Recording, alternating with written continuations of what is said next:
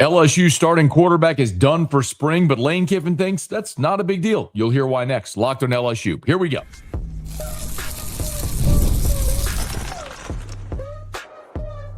You are Locked On LSU, your daily podcast on the LSU Tigers. Part of the Locked On Podcast Network, your team every day. Okay, let's get it. It is Locked on LSU, your team every day. I'm your host, Matt Moscona. Thanks so much for making us your first listen. LSU hit the halfway point of spring practice on Tuesday. Afterwards, Lane Kiffin met with reporters. We're going to spend this episode telling you the high points of what Lane Kiffin had to say, and there's no more important conversation than Sam Leavitt. Of course, the LSU transfer quarterback coming in from Arizona State. By now, you know the story. Suffered a Lisfranc injury in September of this past season, tried to play through it, ultimately had the surgery in October, missed the remainder of the season, hit the transfer portal, picked LSU. When Sam Leavitt committed to LSU, and if you're an everydayer and have been with us for a while, you'll remember this conversation. When he committed and signed with LSU out of the portal, the conversation was that LSU's coaches sort of knew that Leavitt was not likely going to be able to go through spring. Optimistically, they hoped he might be able to do some 7-on-7 work. So I think seeing Sam Leavitt so far through the first 6 practices of spring, throwing with the receivers and doing some 7-on-7 work kind of meets what was the optimistic approach for Leavitt coming into spring. Well, on Monday, Sam Leavitt on his Instagram story posted that he had the pins taken out of his foot from the Lisfranc injury, the Lisfranc surgery. And Lane Kiffin did say on Tuesday when he met with reporters that Leavitt's on crutches and that it's unlikely he'll participate for the rest of spring ball. So that means with 8 practices to go, 7 in the books, really 7 more to go, and then the quote-unquote spring game, which is really just going to be a fun day for the whole team. They won't have Leavitt out there for the rest of spring. And so Lane Kiffin sort of explained what the update is on Leavitt and why he doesnit feel like it's a big deal. None of these are surprise. This is the timeline we expected, and had the screw removed yesterday, and everything went well. It was something that going into it, we were going to know that, it was going to be unfortunate. He was going to miss spring, a lot of it. But that was going to allow the other guys opportunities. And just kind of looked at things, I just feel nowadays, it's a little easier to play quarterback than it used to be years ago as far as how long you've been there. If you look around the country, people transfer and go play at new places, and look at the previous place we were at. The guy didn't get there till the summer. Kind of that went into the decision where I feel like years ago you've been really concerned that the quarterback's going to miss your spring. He's done a great job mentally in the meetings and walkthroughs and able to throw some individual before this procedure. Okay. There's a few things there. So first of all, Lane confirmed what we just talked about, that this was the timeline they expected. They were not expecting Leavitt to do much in spring, and they're glad they got 6 practices out of. Now, my contention has been, and will continue to be that, with so much new on offense, new quarterbacks, at least 3 new starters on the offensive line, possibly 4, all new receivers with only 1 scholarship receiver returning. New offense, new coaches, new terminology, so much new. I think every rep is valuable. Now, the point Lane Kiffin made there is a good one. So he's talking about Trinidad Chambliss, who came into Ole Miss from Ferris State in June, and boy, did he assimilate quickly. And I think that helps because Chambliss had been a starting player for multiple years in college football. So he's a veteran player. It's a guy who's already 23 years old. So that transition, I think, for Chambliss was easy because he's a more mature player. So the timeline was expected. And yes, this does give opportunities to Landon Clark and to Husan Longstreet. But you heard Kiffin say there, it's never been easier to play quarterback than it is right now, singling out and sort of identifying what happened with Chambliss at Ole Miss this past year. And there is some truth to that. Look,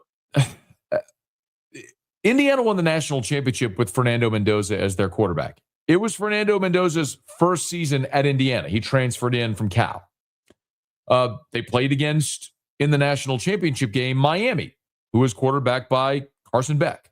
And Carson Beck was in his first year at Miami, transferring in from Georgia. And might I remind you, in Carson Beck's last game at Georgia, he suffered a UCL injury in the SEC championship game when his arm got deflected when he was throwing a pass. So he missed all of spring at Miami. All that to say, there is some validity here to what Lane Kiffin is saying about quarterbacks being able to train. But I do worry about the flip side of this, which is all of the new. I do look at Joe Burrow coming to LSU in June of 2018 and really struggling for the first half to 2/3 of that season. It wasn't really until November that he got comfortable and was playing better that season. I remind people all the time, in 2018, Joe Burrow went the entire month of October without throwing a touchdown pass. Now, Burrow was a first-time starter. Leavitt started his career at Michigan State, went to Arizona State, 2-year starter there, been to a college football playoff. So maybe the fact that he's an older player in his 4th year in college, has been a multi-year starter, has been in the playoff, maybe that helps ease that transition. But remember last week, Lane Kiffin talked about the quarterback position within this offense, and he equated it to like a point guard and how important it was because they go so fast, there's terminology and all the things they do. The quarterback has to be able to react quickly and move quickly so they can go with their tempo. Well, how do you get good at that if you're a quarterback? It's reps. And so my hope here for Sam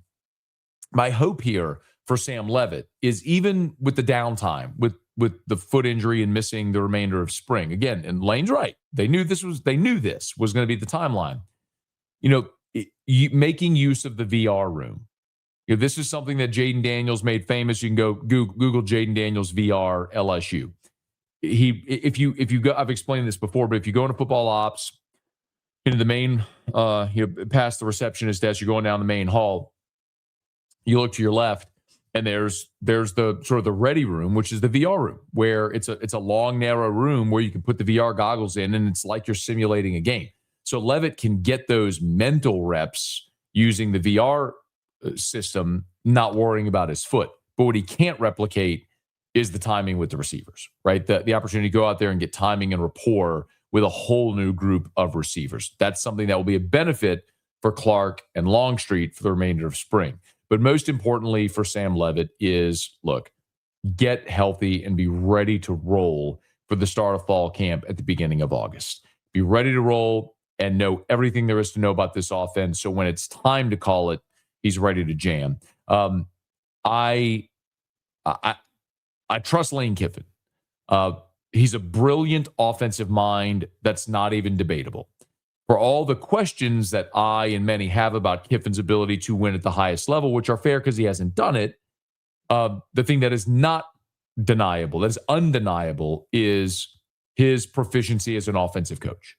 And if Lane Kiffin's not worried about Sam Leavitt, missing this time, then I don't think we should be worried about Sam Leavitt missing this time. It is going to be it is going to put a lot of onus, though, on Leavitt getting healthy and being ready to rock whenever when fall camp begins, or at the end of July or the beginning of August. Now, without Sam Leavitt there, LSU scrimmaged in Tiger Stadium on Saturday. And Lane Kiffin very clearly was not impressed with where his offense is right now. You'll hear that next. It's Locked on LSU, your team every day. I'm Clea Butler, host of Locked On Women's Basketball, and this is Mazda's Women's Basketball Snapshot, celebrating the work no highlight reel can ever capture. UCLA made history by winning its first NCAA Women's Basketball National Championship, dominating South Carolina 79-51. The Bruins controlled the game from start to finish with elite defense and balanced scoring, finishing the season 37-1. Star center Lauren Betts was named Most Outstanding Player, leading a team effort that capped a 31-game winning streak. Under head coach Corey Close, UCLA secured a landmark title that has been decades in the making. These moments are earned off the clock, those long before the lights ever come on. The sweat, the fakes, the doubt, the scrapes. I'm coming back for more every time. Mazda puts that same drive into every detail. Wins define the moment. Putting in the work, that defines you. There's more to a Mazda because there's more to you. Get back to what Kiffin had to say in just a quick second about his offense and really the defense winning the day. But I want to remind you, you can get Locked on LSU ad-free with the Everydayer Club, plus members-only Discord access you can join with the link in the show notes. So Lane Kiffin, I've mentioned this to you before. I think he is very thoughtful. And that's not to mean considerate of others. He may be, I don't know that. But it's to say, I think he's thoughtful in that when he speaks, he is very thoughtful or mindful of what he is saying. There are many times, look, in my career, and I've been covering LSU, I've been in media since 2003, so 23 years. You could consider me a professional press conference goer, if you'd like. I mean, I've been to so many of these over 2+ decades, right? That you learn a lot about how coaches and people communicate to and through the media. And Lane Kiffin oftentimes doesn't care what you ask. If there's something if there's a message he wants to get across through the media, he's going to find a way to get that message out. And that happened on Tuesday because Lane Kiffin was asked about the offensive line, specifically a position group we talked a bunch about. They're remaking that offensive line, right? I mean, you brought back Braylon Moore, and Weston Davis has been running with the ones at right tackle, but everything else is new on that offensive line. And it was so interesting because Kiffin was asked about the offensive line, and in this clip that runs 55 seconds, so it's a long clip.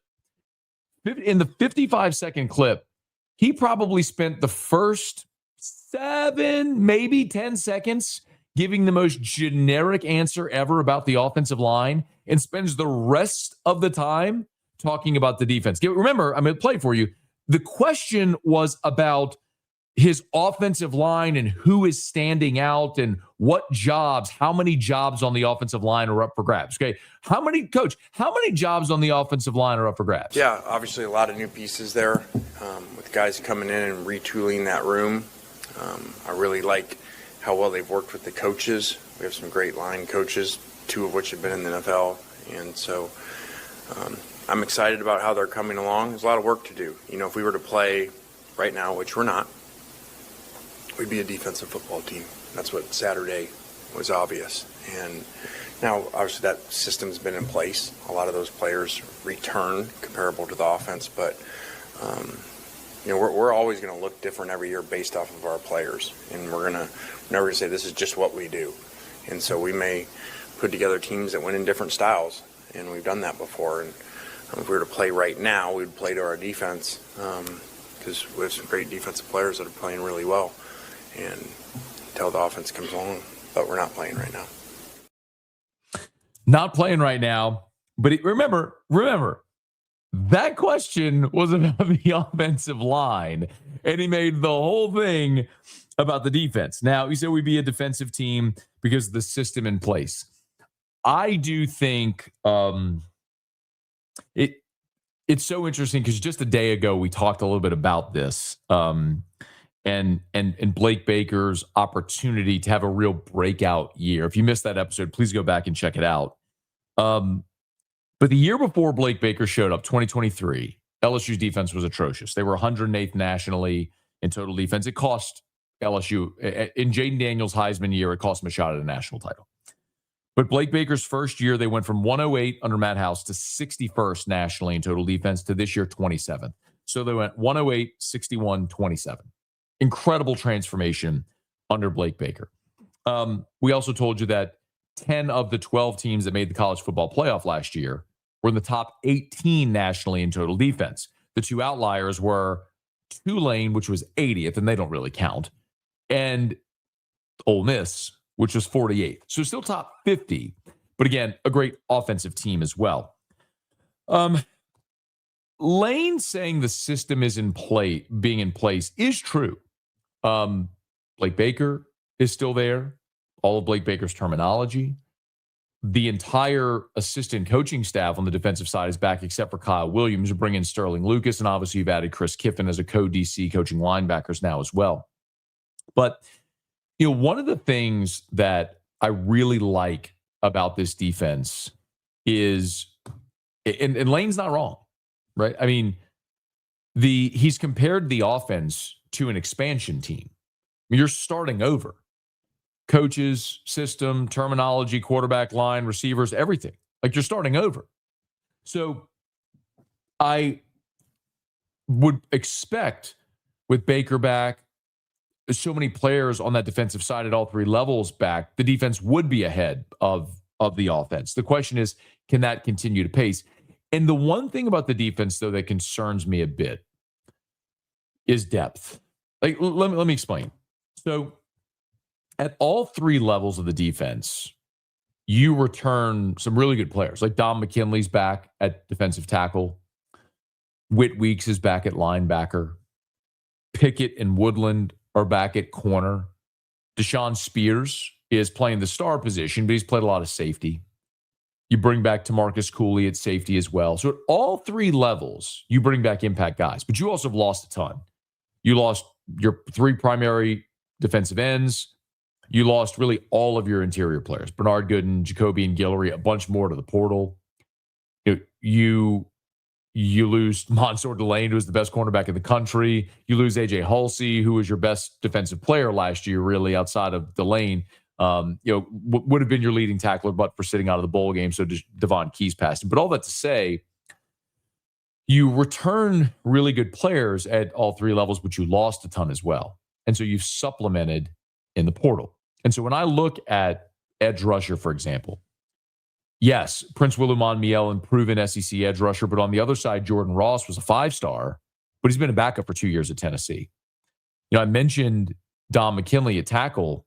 Well, you went and added Stephylon Green from Clemson and Malik Blockton from Auburn. After that, it's a bunch of dudes that haven't played, including 2 true freshman early enrollees that you're probably counting on. You added TJ Dottery at linebacker to be next to Weeks, but after those two guys, who are you really confident in? I mentioned the 2 corners in Pickett and Woodland. Well, after Pickett and Woodland, Michael Turner, Aiden Anding. I mean, who are we talking about? Jakeem Jackson's there as well, certainly. And we've seen Jakeem Jackson when they've gone nickel and they kick Woodland down. At safety, added Ty Benefield, but after Benefield and Cooley, who's there? You see what I mean? So you have, I think, a really good first 11. And maybe even the next 3 or 4. But you're too deep across the board. I think your depth is a real question. I'm not going to say a concern because I think you have bodies, you have talent, but it's fair to say defensively you have a big question there after your starters. So yes, the defense should be ahead of the offense right now, like Lane Kiffin was saying. But how much better is the defense than the offense, and how much can the offense close that gap might dictate how they play when the fall rolls around. Now, mentioned 2 of those early enrollee true freshman defensive linemen. One of them in particular, Lane Kiffin was asked about multiple times during his press conference, and you'll hear him talk about those guys as we continue here on Locked on LSU. It's your team every day. Workplace chaos, deadlines stacking up, inbox overflowing, and the one position you have to fill still sitting open. When the pressure's on and you need the right hire, this is a job for Sponsored Jobs. Indeed, Sponsored Jobs helps you reach the people who actually fit what you're looking for. Skills, experience, location. So you're not just hoping the right candidate stumbles across your post. And here's the stat that says it all. In the minute we've been talking, companies like yours made 27 hires on Indeed. That's according to Indeed data worldwide. So if you're hiring, spend less time searching and more time interviewing candidates who check all your boxes with Indeed Sponsored Jobs. And listeners of this show will get a $75 sponsored job credit to help get your job the premium status it deserves at Indeed.com/podcast. Just go to Indeed.com/podcast right now and support our show by saying you heard about Indeed on Locked on LSU. Indeed.com/podcast. Terms and conditions apply. Need to hire? This is a job for Indeed Sponsored Jobs. What if sports were traded like markets? Now you can put your sports IQ to work in real time with Robinhood prediction markets. It's not you against the house. It's you participating in a live market. You can buy or sell your positions live all game long. Use your sports knowledge in the moments that matter. Robinhood prediction markets changes the game. It's people moving the action. So when momentum shifts, you can move with it. I always knew the game, but never had a dynamic way to apply that knowledge. Now I can actually take part live in a market powered by people. You're no longer just a spectator. Play by play, you decide. Trade every play with Robinhood, now available across the U.S. Download the Robinhood app now to begin. Futures and cleared swaps trading involves significant risk and is not appropriate for everyone. Event contracts are offered by Robinhood Derivatives, LLC, a registered futures commission merchant and swap firm.